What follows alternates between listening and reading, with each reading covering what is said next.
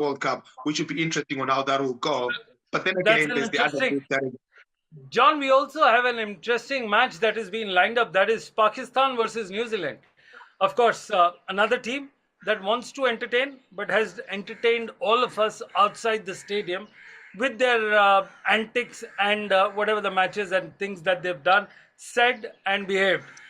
Now let's look at the match played between the two teams. Pakistan has won 5 out of the 7 matches. New Zealand wins 2. Pakistan's top performers are Sahibzada Farhan, who's the leading run scorer for Pakistan in overall tournament with 220 runs. And then Usman Tariq, the start-stop bowler, which Noel David terms him as. Shadab Khan, all-rounder. Salman Ali Agha, Abrar Ahmed. Now, what do you think of Glenn Phillips, Rachin Ravindra, and Tim Sefard?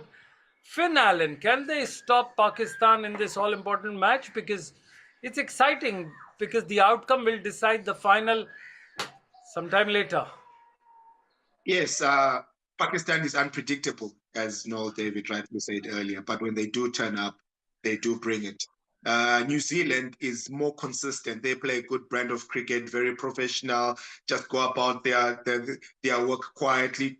Funny enough, very few people talk about New Zealand going into any cricketing tournament, but they've been one of the most consistent nations dating back to when this tournament started. They are always in the top 8, more often than not in the semifinals, and sneak through the finals. They've never won it, yes, but they're always there and thereabouts. So no one talks about them because they've never won it, but they've always been consistent.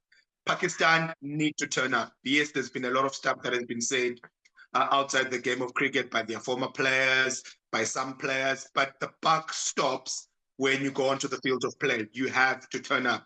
Forget about what the people are saying about their stop-start bowler. Forget about what they say about Baba Azam's form. Forget about what they're saying about Shadab Khan's form, Shaheen Shah Afridi's form. When it's time for them to turn up, those big players have to make sure that they turn up because they're big match players for Pakistan.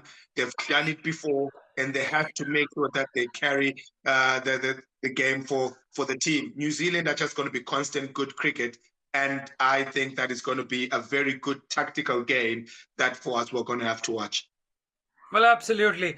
There's a lot of being said in the press. I would call it as it's a mystery of two son-in-laws. Noel David, you've got one son-in-law. The father-in-law says that he should be dropped because he hasn't played. Of course, we're talking about Shaheen Afridi and Shahid Afridi there. And we also have Saqlain Mushtaq's son-in-law, who's trying to talk to the other people and say that, hey, you guys have never won. We've won in 2021. So what is your view, Noel David, on the curious case of two father-in-laws trying to defend or omit their son-in-laws? I think this becomes a family issue now. You called it a family drama. Alra, Mr. David and John Nyimbu, thank you so much for joining us on the broadcast and discussing all those various aspects of the World Cup T20 World Cup that is currently ongoing. Thank you so much.